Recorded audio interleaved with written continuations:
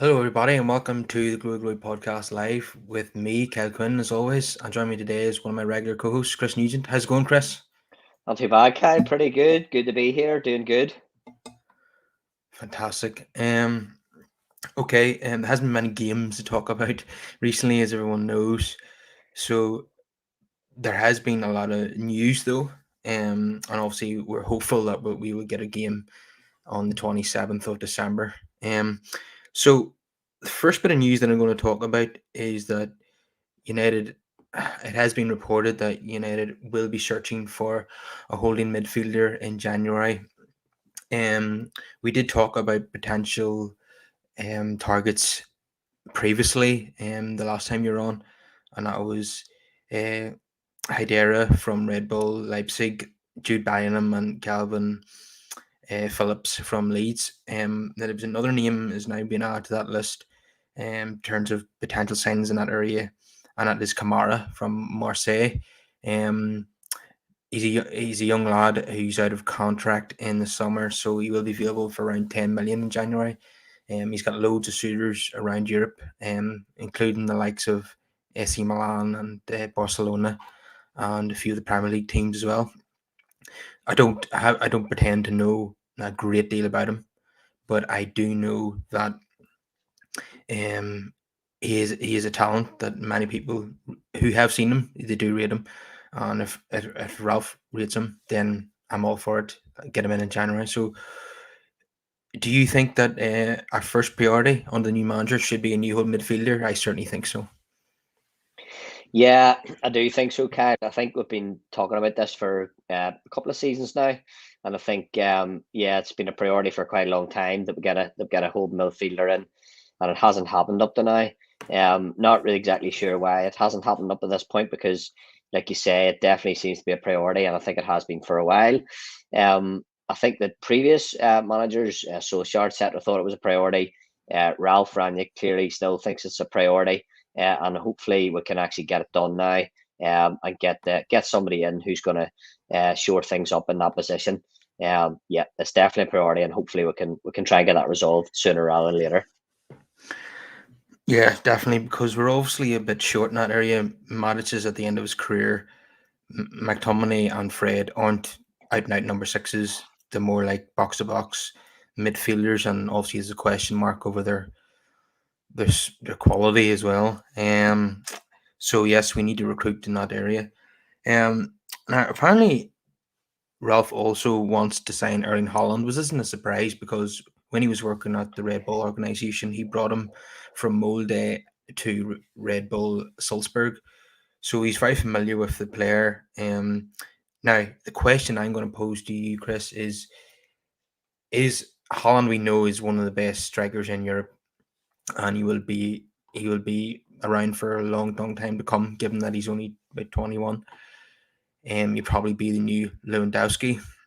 Mm. The question is he going to be worth the hassle of bringing in another Mino Raiola client? Now we've seen the trouble that Mino Raiola has caused with Paul Pogba at the club, and that still hasn't been resolved. So, is Holland good enough to ignore Mino Raiola's drawbacks? I think that is a good question, and I think that is the burning question, Kyle. And I think that most people's gut feeling on Mineraola would be that they would rather not have to do business with him. That said, if we take Pogba as the example, um, I do personally feel that Paul Pogba, um, rightly or wrongly, positionally wise, has never quite fitted at Manchester United.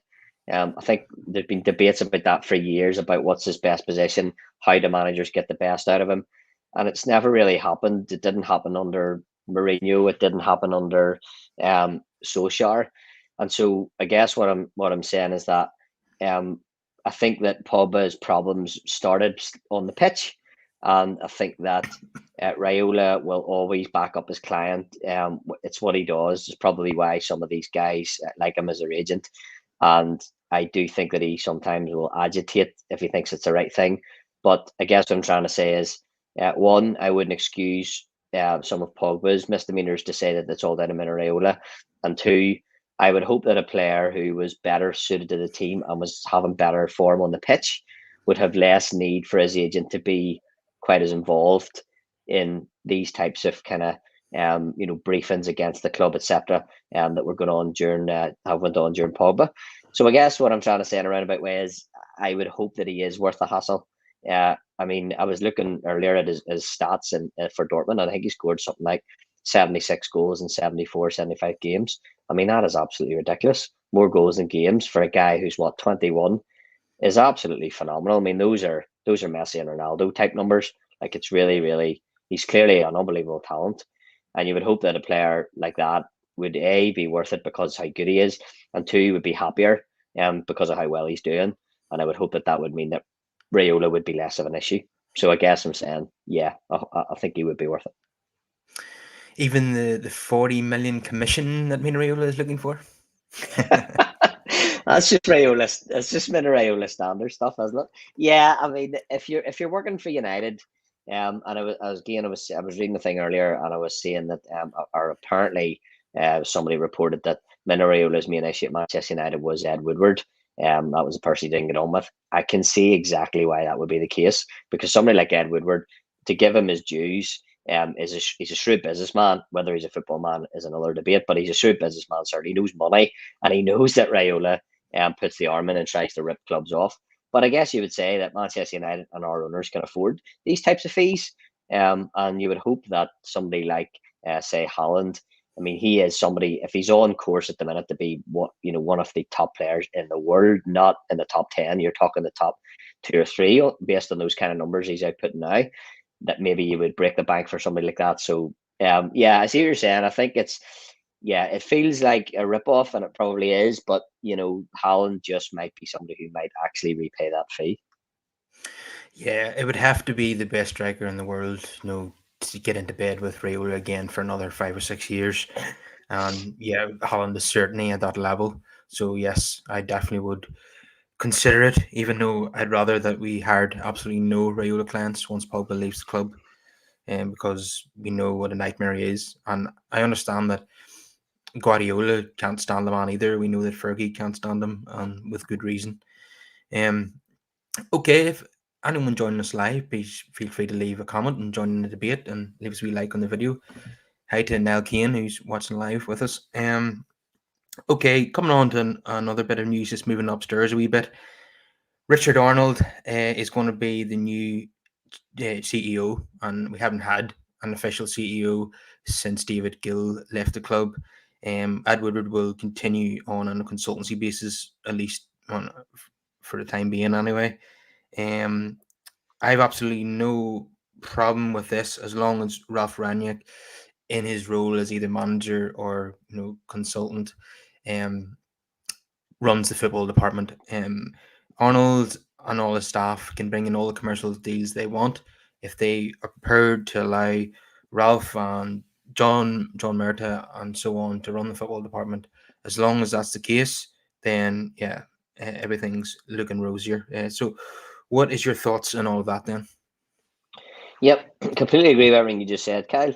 I mean, if you take the whole structure of the club, and how you would kind of want it to be run, the football and the commercial side of things are kind of cyclical. The two are kind of supposed to feed into each other, but there is supposed to be a bit of a split. And like you said, I think that's been the issue for the last number of years under Woodward. Is that Woodward is primarily a commercial man whose expertise and his background is in the commercial side of things, but for whatever reason, he's been heavily involved in the football side of things, and that I think that has been a big part of the problem.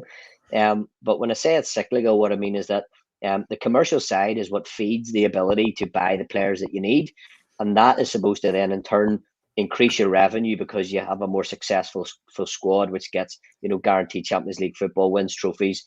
Players become commercially viable and all that. So the two things should work together, but they should be certainly segregated. And like you said, yeah, if Arnold and Woodward staying around, so to speak, in some consultancy role, I have absolutely no issue with that.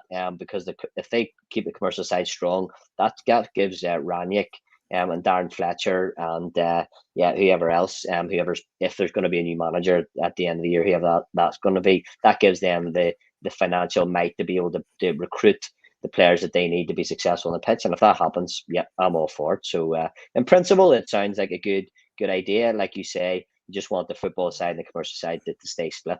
If that happens, hopefully things will be good. Yeah, in theory, things seem to be looking a bit rosier in terms of how the club is going to be run. But that's wait and see how it develops. Obviously, even if this does turn out to be the case, and the football side of the club is run in a more professional manner.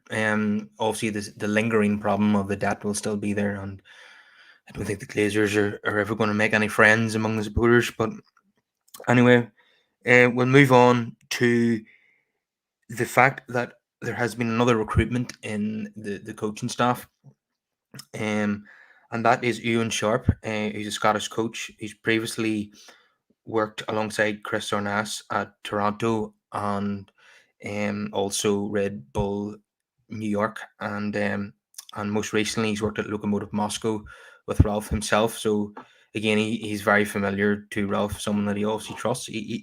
Looking at the photograph of him that United released today, he looks like a very young man. A bit like the man he's replacing, Kieran McKenna, who's now Ipswich manager, and we wish him the best of luck. One thing that I've got to say about this, I don't really know much about these coaches that Ralph is bringing in, but one thing that I am happy about is that the jobs for the boys policy seems to be in at United. We're bringing in a manager from Germany who obviously has a big reputation. He's been a teacher for the likes of Klopp and Tuchel, and he's invented the gegenpressing style of football, and he's won honors as well, and he's built clubs from top to bottom.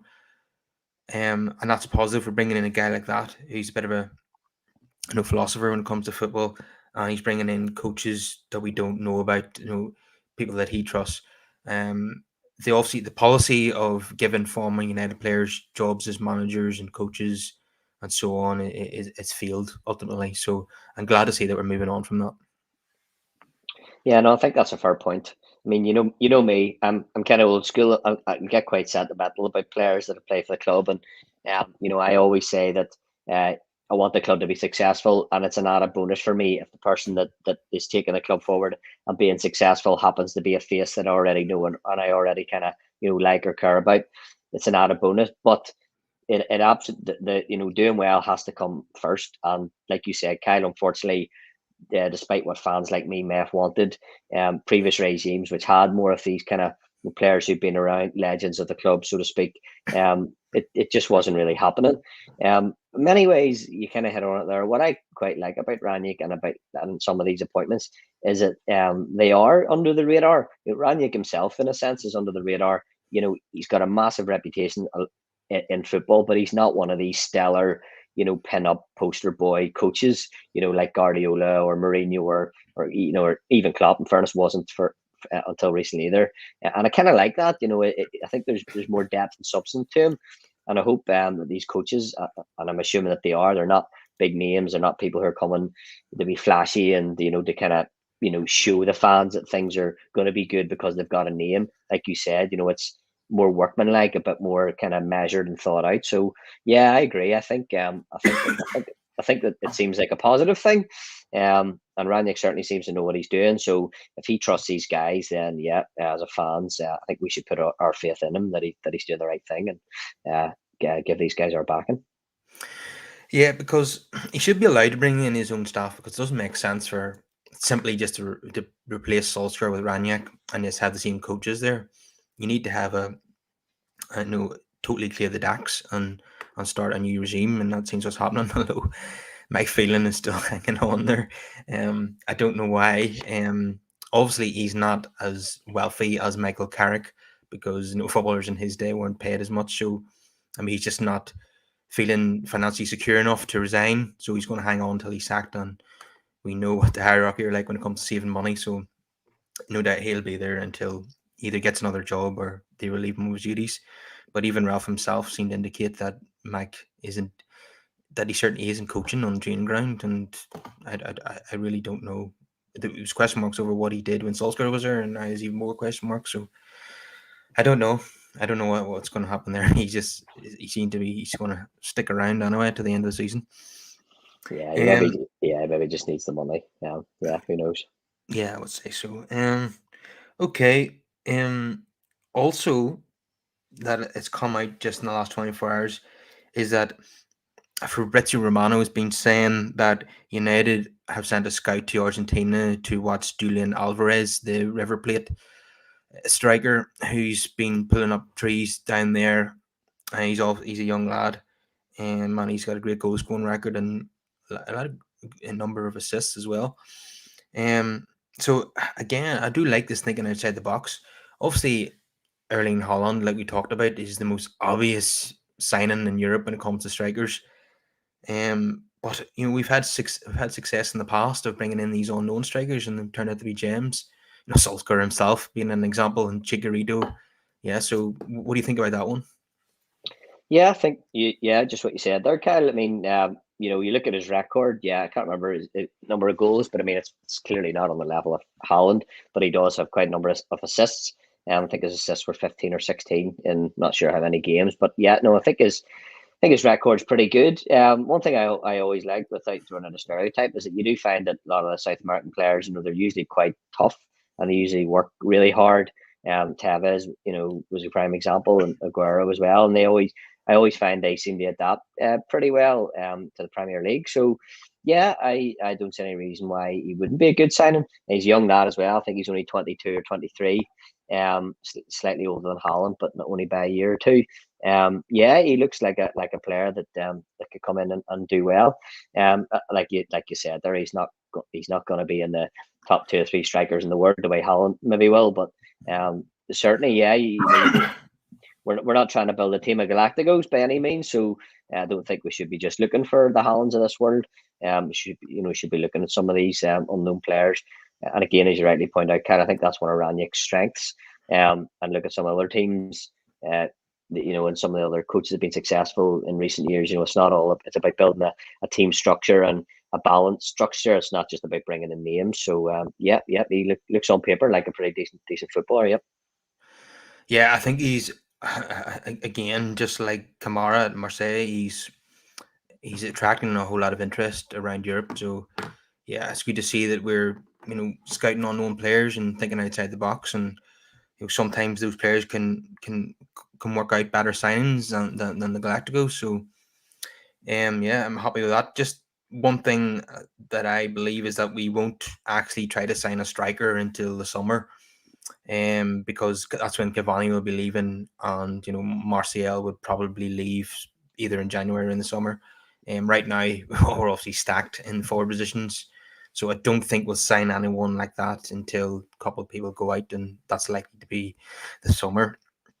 Um, yeah. So what about the Newcastle game itself? Um, it's going very very hard to pick a team now because obviously the players have been off sick for a while now, and it's going to be a case of who's going to be available for the game on the 27th. As of today, I think there's been 16 outfield players have returned to training and 2 keepers.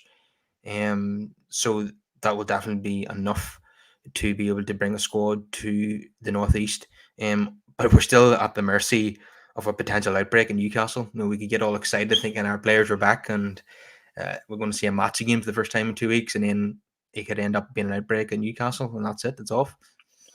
Yeah, it's a bit of a disaster at the minute. It really is a bit of a disaster, and it's unfortunate too because you're hearing about games being called off, and usually when that happens, your immediate reaction is, oh well, that gives time for likes of Ranić to push his system and have a bit more time to train. But when it's a COVID outbreak, unfortunately, you can't train either. So it's just not really ideal at all. It's hard to know what team, if the game does go ahead, that he would go with. He's clearly been experimenting, the last couple of weeks and trying to find, the best of what he has to work with, while he plans for what he's going to need. But yeah, COVID is unfortunately just made things so uncertain. I think it was the German league, if I'm thinking correctly, that has forced games behind closed doors again. If I'm quoting that right. And yeah, we've gone on, unfortunately. with this Omicron variant, we've gone into kind of uncertain times a wee bit again. So yeah, I won't be surprised if more games just get called off. Yeah, obviously, they're going to do their best for the games to go on, and it's going to come to the wire. But yeah, you just don't know what's going to happen over the next day or two, or week or so. Yeah, so normally on like a preview show, we would, both of us would decide which team we think is going to take to the field. Obviously that's just impossible right now. It's just going to come down to who's fit and available. To be honest, Yeah, I'll just be happy to have a game. I don't really care, who plays at this point. Just want no, to have a game and get 3 points on the board. Because obviously we're falling behind other teams now. We've got games in hand that we want to win. Yeah, it seems as if Anthony Martial. We talked about him the last time you were on. It seems as if he's going to leave in January, probably on loan. Um, to to obviously impress on the 6 month loan spell, and hopefully someone will buy him at the end of that. Um, Newcastle, I could see why he wouldn't want to go permanently to Newcastle, because they could quite easily go down this season.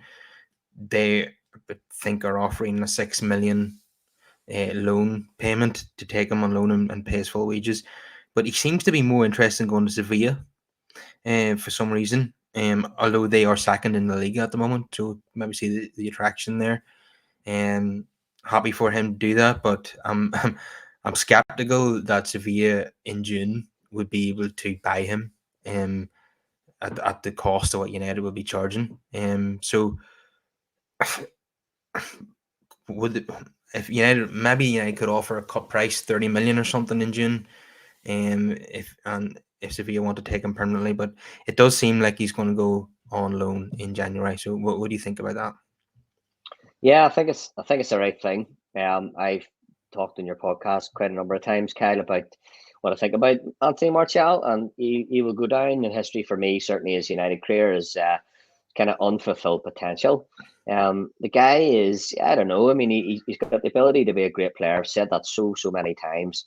Um, for his own sake, I hope that he goes somewhere and he finds himself a bit happier and he actually starts to fulfill a bit of his potential. Yes, if that happens, I'll be very disappointed he didn't do it for us at United. But I think for himself, that's what he needs to do. In terms of where he would want to go or where he should choose to go, yeah, I think you covered it pretty well there. I mean, Newcastle obviously have just come into quite a lot of money, but like you said, you can't turn things around immediately. And the Premier League is arguably the most difficult league in Europe, if not around the world. So there is every chance that they're still going to get relegated this year. But they'll be back because they've got the money to be back.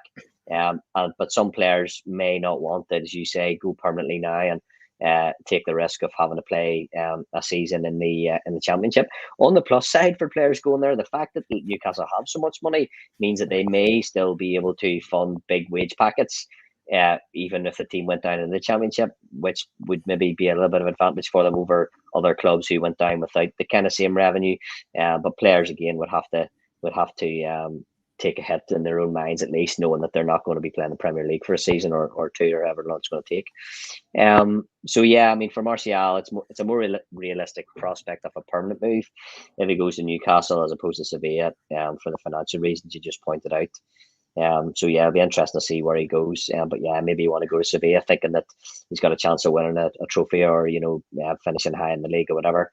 But yeah, Newcastle could be a good move, and it means he wouldn't have to leave England. But again, you'd understand if he just maybe feels like he needs a fresh start, get out of England, and have a kind of a clean break from United and his career going the wrong direction, and maybe put things back on track. So, but yeah, whatever he does, good luck to him. I think unfortunately he would never is never going to do it at Man United, which is a shame. But I hope he does well wherever he goes. Yeah.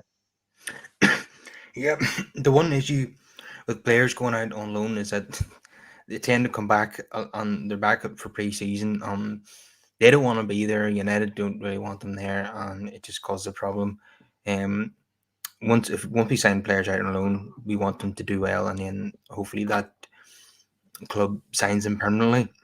Because otherwise, it's going to end up with an Andres Pereira situation where he goes out on loan every season and then he comes back and he's there playing in pre-season. We know he's not going to be part of the plans for the oncoming season. So let's just once players go out on loan, don't. There's no point in bringing them back. They're going out on loan for a reason because they're not integral parts of the first team squad anymore. So if Martial goes to Sevilla or Newcastle, yeah, let's hope that he doesn't come back for pre-season. Let's move on for good. Um, I'm sure he probably has ambitions to play for France in the Qatar World Cup, and that's probably why you wouldn't want a permanent move to Newcastle because I mean there's like an 80% chance they're going to go down, and that World Cup would take place while Newcastle are in the Championship, so he'll not be picked for that if that's the case. So at Sevilla, where he has a chance of actually winning the Liga, um, that obviously would represent a better route into the France team. Um, One surprising bit of news, considering what we've heard recently, is that Jesse Lingard is not going to go in January now. He wants to stay and fight for his place under Ralph Ranić. Um, this is what I expected actually from the start. When Ranić came in, because given the gegenpressing style of football, I thought Lingard would fit that absolutely perfectly. So I'm not surprised that he's now changed his mind about leaving because Solskjaer wasn't really giving him a chance. He was having an impact from the bench and still not starting games. I don't think he started a game since January 2020 in the Premier League. So you can see why he was a bit cheesed off and was considering his future. But there's a fresh start for him now, as there is for everybody. And he fancies his chances of impressing the manager. So what do you think about that then? Yeah, I think that's fair. I mean, I've criticised Lingard many times in the past. I still don't, I don't think that he's not going to be, Paul Scholes level, or anything like that. He's just never going to be. But he is a high tempo footballer. He works really really hard. You can never say that he doesn't, put the effort in, regardless of performance. And in fairness to him, he does have a habit of kind of popping up whenever he feels kind of he's something to prove, and he does have a habit of popping up and kind of proving it. So yeah, I think every player should be given a chance under Ranić, as you say, Kyle, and the fact that Lingard does work so hard and is the kind of guy that presses, you would think that he does suit Ranić's kind of style of football. So yeah, 100% agree that it makes sense that he would stand fight for his place. If we can just come back to what we're saying about Martial, by the way, just and just in general about players going on loan and moving on, is that and I know I've bleated on about this before, like a bit of a broken record, but the biggest barrier to players moving on, in my opinion, has been policy at the club of always getting a certain amount of money for players, and giving them big contracts. Whenever we all thought that they should have not got a new contract, so that they could command a big fee when they go. And given that everything we talked about at the start of the podcast about the kind of a shift in who's going to be doing what at kind of board, or that kind of strategic level at the club, I really hope that priority will be put now on making sure that Ranić has the best possible squad of footballers that he needs, and accepting that might mean taking a bit of a hit on, say, getting a fee for Martial. That if you wanted a £30 million fee for him, maybe you're not going to get that because clubs just aren't willing to pay it, and understanding that making that money or not taking a small amount of loss on a player is less important than making sure that the squad is fit for purpose. So just to say, in general, I just hope that shift's going to happen. In realistic terms, it can't happen all the time, but I think it needs to be the priority. But yeah, absolutely. I think I'd want to see players fighting for their places, like Lingard's talking about. That's what you really want to see. And yeah, the more players that do that, the better. You want a squad of hungry players, so that can only be a good thing. Yeah, I think Ralph Rangnick likes to assume full control when he's at a football club, and I don't think he'll accept anything less at United. So he should be given full control of who leaves and who goes and who gets new contracts, and that'll be a sensible way forward for, let's say, quote, business as well. Exactly. Because you can't have hangers on at the club that they can't get rid of. Phil Jones being the prime example. It was inexcusable to give him a new deal in early 2019, and he's hardly played a game since. So they obviously don't know what they're doing when it comes to giving player contracts. Let's hand those decisions over to the professionals, and then it'll be a better run business. So yeah, Lingard, in my opinion, I don't think he'll ever be a regular at United. I don't. He wants to be playing at a club, and ideally United, where he plays every game. But the quality of the forwards that we've got and the attacking midfielders we've got, I don't see any way that he's going to become a regular on the team sheet. But then again, um, 10, 12 years ago when we were a very successful team, winning leagues and Champions Leagues, Ji-sung Park was an integral part of the team, as was Dorn Fletcher. So Ralph Rangnick might not decide to play all the Galacticos. He might prefer, some Galacticos and some workman-like players. So there is potential there, maybe, for Lingard to get himself into the team and earn a new contract. So what do you think? 100%. 100%. I mean, at the end of the day, and we've talked about this game quite a lot since Rania came in, and talking about balance and talking about, the squad has been out of balance and, too many players in the same position and, not having the kind of a squad that complements each other. So, as you rightly said, Kyle, it's sort of fairly simple, basic stuff, in football is that, you got to have a squad that complements each other. And United over the years, as you just said, and through our most successful periods, we were never a Galacticos team. We never have been. Teams that are successful now, Liverpool being an example, aren't a Galacticos team. You don't need to be a team full of Galacticos. So absolutely, there's room. There's more than room. There's an absolute need for workman-like players who are going to put a shift in, going to win the ball for you.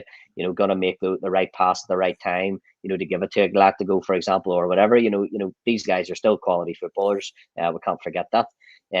So yeah, absolutely. I think there's room for players like Lingard, and I think we have to have them. Again, you don't want too many of the similar player, workman like, and you don't want too many Galacticos either. So it's about that balance. But Ranić is an expert in football. I'm not. And I'm sure he'll know that, and he'll know that there's certainly room for players like Lingard, and it's all about just staking their claim, really, isn't it? So, yeah, be interesting to see who kind of steps up to that mark and who gets moved on. Okay, one thing that I am looking forward to in terms of the Newcastle game is the potential return of Varane and Cavani.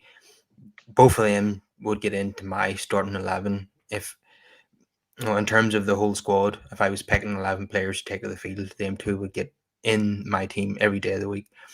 And we haven't had too many opportunities this season where both of them have been playing. So, yeah, I'm really hoping to see them two line up at St James's Park.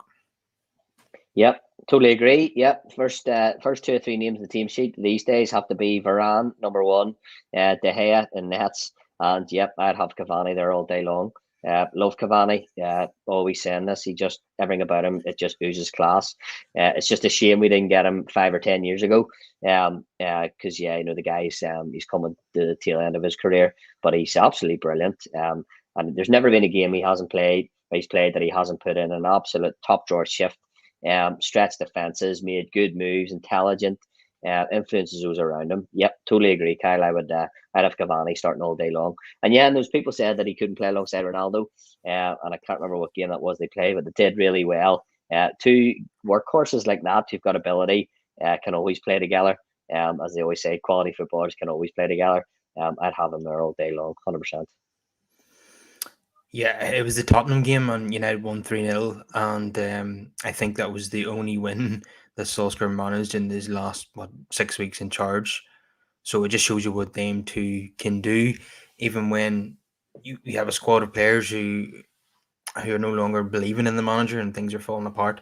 When you have them two in the team, it's still possible to get results. So I want to see more of them playing together. Um, Obviously Cavani's not going to be here any longer than June, so we want to see that as much as possible. So whenever he's fit, he has to play. He's going to press all day long. He take the pressure off Ronaldo, who will press when he can, and obviously the midfielders will be doing a lot of that too. So yeah, it's definitely exciting, and Varane obviously makes us a lot stronger at the back. We've got 2 attacking fullbacks now who are first choice. Wan-Bissaka's future obviously looks in doubt now because the width will be coming from the fullbacks, and as we know, he's very limited going forward. So yeah, it looks as soon as Rania can get this team to adopt to his methods and his style of play and decide on his first 11, then hopefully we'll start to pick up results and get the ball rolling. 100%. Yep, things are looking pretty positive. Like say, if we can ever get out of this COVID situation and manage to kind of get the games up and running again, get players fit, and get Ranić able to train guys and put his system in place and choose the guys in the team that best fit that his kind of way of working. Yeah, hopefully things will be on the upward trajectory, Kyle. So fingers crossed for a good season. No, another thing I find very interesting that's happening at the moment, according to Liverpool fans, we are a mid-table team. We're not a threat to any of the top teams. Um, all the English teams apparently have a chance of winning the Champions League except us. We're just complete no hopers. Yet they seem to spend more time on Twitter talking about us than they do about their own team, and they're just totally obsessed, aren't they? Some things never change, Kyle. I think we know that's been going on for a long time, and that will always continue. At the end of the day, all I would say to that is Manchester United are a mid-table club. Okay, you have a look at the table. We're sitting roughly mid-table, but everybody knows Manchester United's nowhere near a mid-table club. United are a club of winners, and we're just taking. It's just going to take some time to get back there, but we're always aiming for that. That's always going to be the end result at one stage or another. So, look, at the end of the day, it's all about a crack. So it's all good. Okay, everybody join us live. I hope you enjoyed the show, and please leave us a wee thumbs up on the video and subscribe to the channel. And we'll see everyone after the Newcastle game. No doubt I'll be here. Chris will be joining me again at some point over the festive period. I'm not sure if the Newcastle review or not, but okay, Chris, I really enjoyed the show, and we'll see you again in sometime next couple of weeks. You too, Kyle. Chat soon. Yep. Have a good Christmas.